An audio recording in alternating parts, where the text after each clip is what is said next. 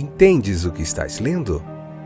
O podcast que te leva através das páginas da Bíblia, livro por livro, capítulo por capítulo. Uma exposição bíblica emocionante. Aperte os cintos e embarque comigo nesta viagem.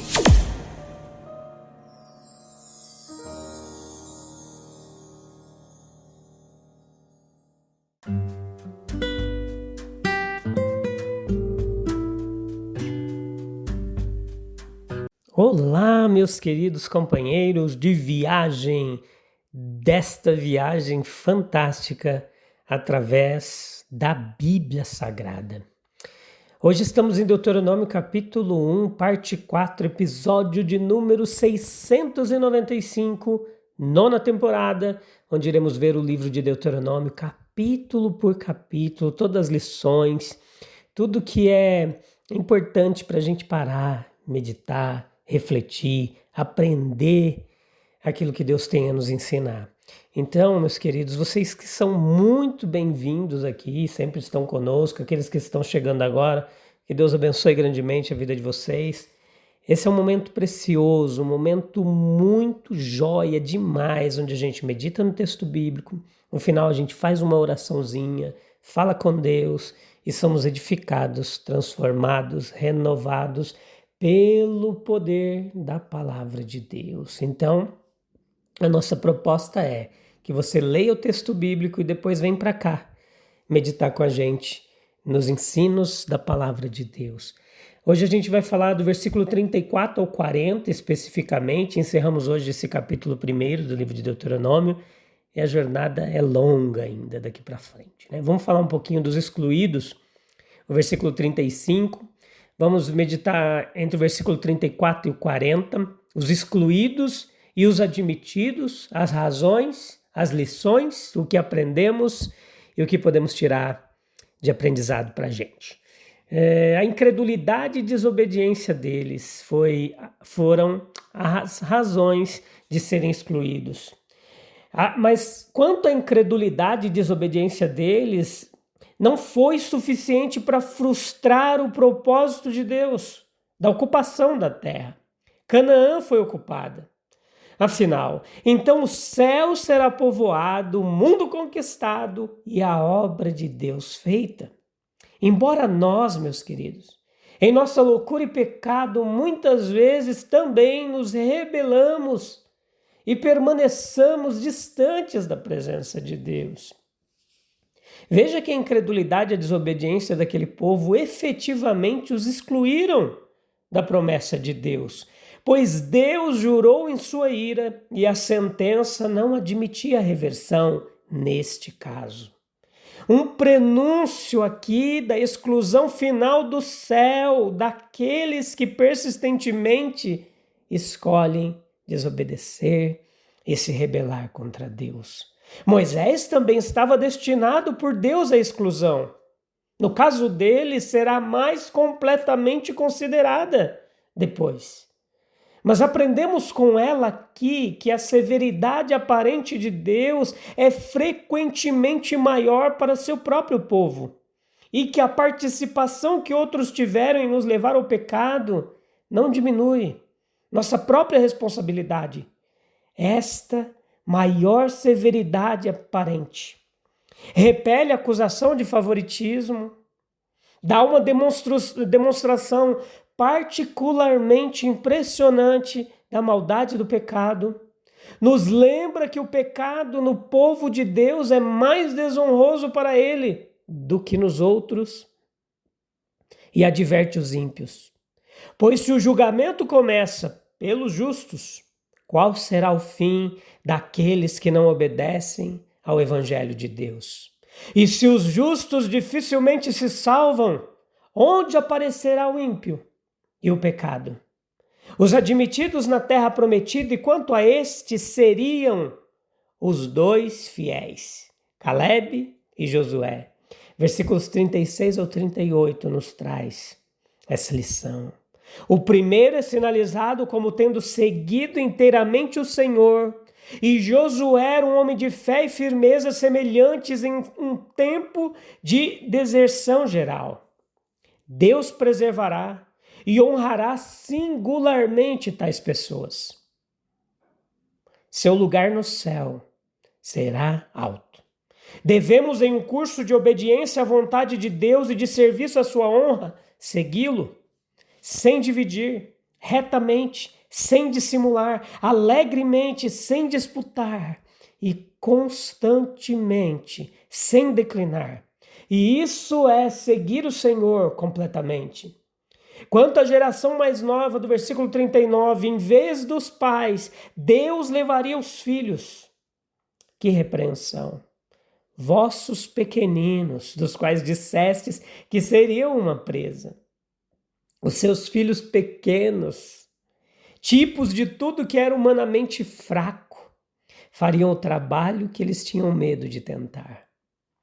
Foram os herdeiros da promessa. Nós temos nessa passagem o resultado da incredulidade.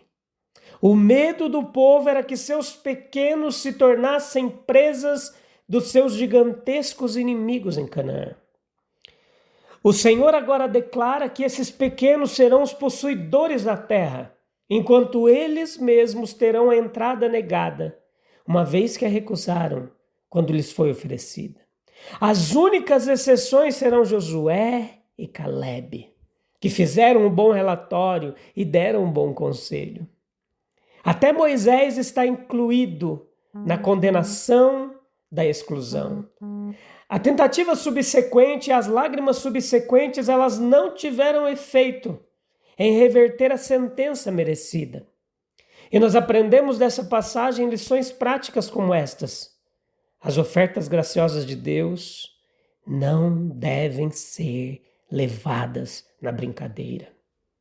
A terra prometida estava aberta aos israelitas, que tinham sido misericordiosamente guiados até os seus portões.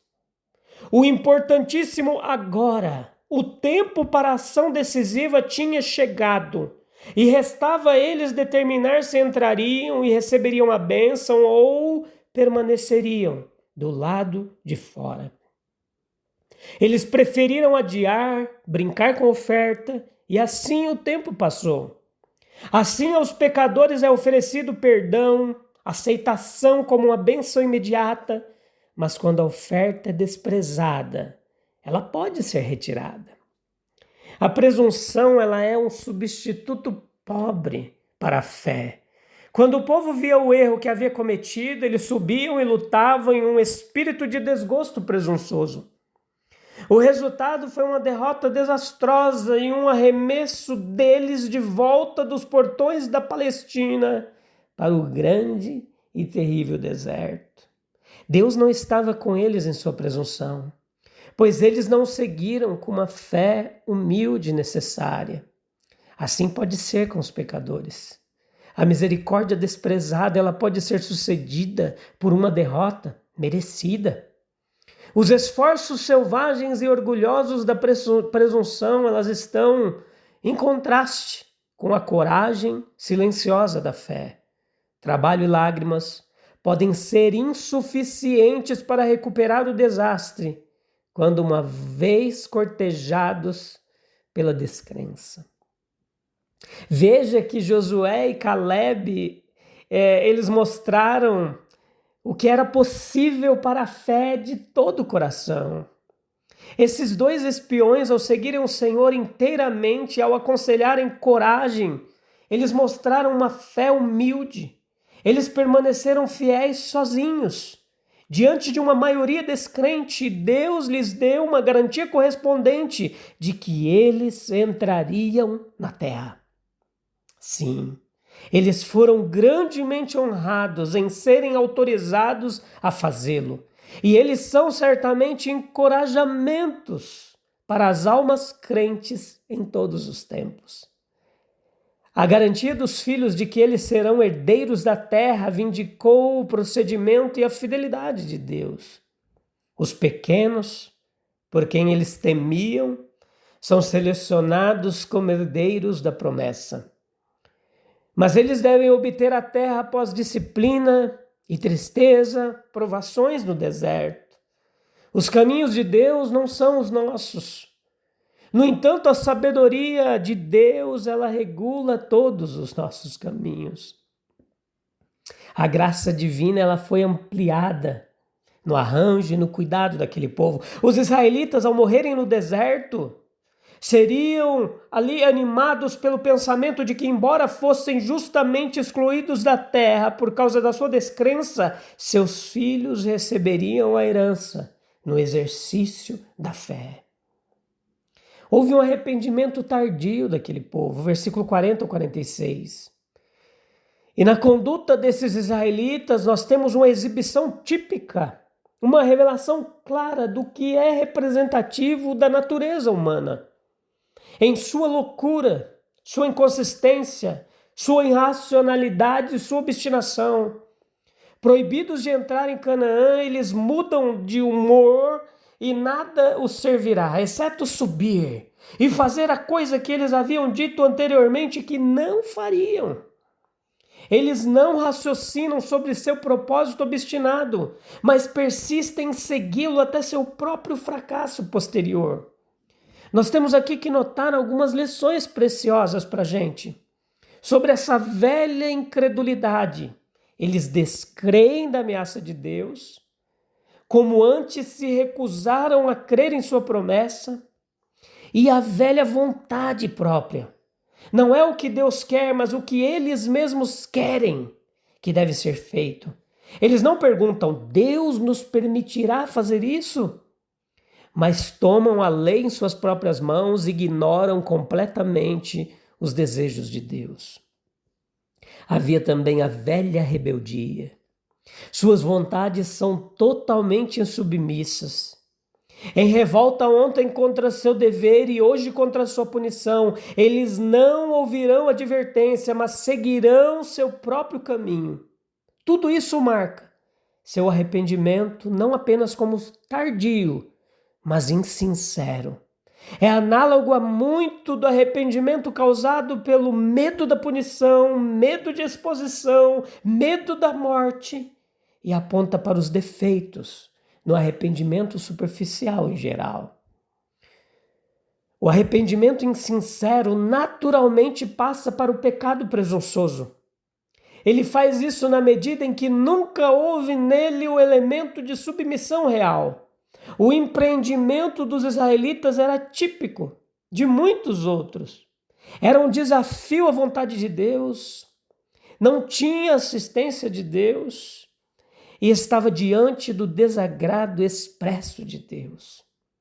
É um caso, em suma, de zombar na cara de Deus, de desafiá-lo, entrar em uma disputa direta com ele, como todo mundo faz, cujos esquemas estão em oposição até mesmo às leis naturais e econômicas. E ainda mais, se estiverem em oposição às leis morais e espirituais, ou de qualquer forma contrária ao que sabemos ser a vontade de Deus. Assim deve ser com todos os esquemas que têm o desagrado de Deus sobre eles. O arrependimento ele pode chegar tarde demais. A desobediência pode se disfarçar de obediência, versículo 41. E o teste da obediência é a disposição de fazer o que Deus requer no momento em que Ele quer e não em algum momento nosso. Se até Moisés foi excluído por causa de sua desobediência, como nós podemos esperar escapar se nós desprezarmos a oferta graciosa de Deus? Que frutos podemos colher quando agimos com presunção, em vez de obediência humilde e fé verdadeira? Meus queridos, que a gente possa refletir hoje nessa porção preciosa da palavra de Deus. Busque um local calmo e tranquilo para a gente falar com Deus. Vamos orar? Esse é um momento gostoso de falar com Jesus. Oh, Deus querido, Tu tens sido bom para nós, mesmo que não mereçamos. Senhor Jesus, misericordioso, Tu és. Ajuda-nos a aprender com o exemplo de Israel. Para que não desprezemos tuas ofertas de graça, nem andemos em desobediência. Dá-nos um coração humilde e submisso. Sim, meu Deus, dá-nos um coração humilde e submisso, disposto a ouvir e obedecer a tua vontade no tempo certo. Que nossa fé ela seja como a de Josué e Calebe, íntegra, corajosa, e que possamos seguir-te completamente em todas as áreas de nossa vida. Em nome de Jesus, nós te pedimos, te agradecemos. Joia demais, meus queridos. Mais um momento, mais um episódio, mais um dia misericordioso de Deus sobre as nossas vidas, onde a sua graça tem se manifestado, onde seu cuidado tem se feito presente, onde o seu amor é manifestado sobre as nossas vidas. Agradeça a Ele. Volte no próximo episódio para a gente juntinhos continuar aprendendo mais da palavra de Deus, tá bom? Vamos começar o capítulo 2 no próximo episódio. Vai ser joia demais, igual tem sido os outros. Deus abençoe. Até breve. Tchau, tchau.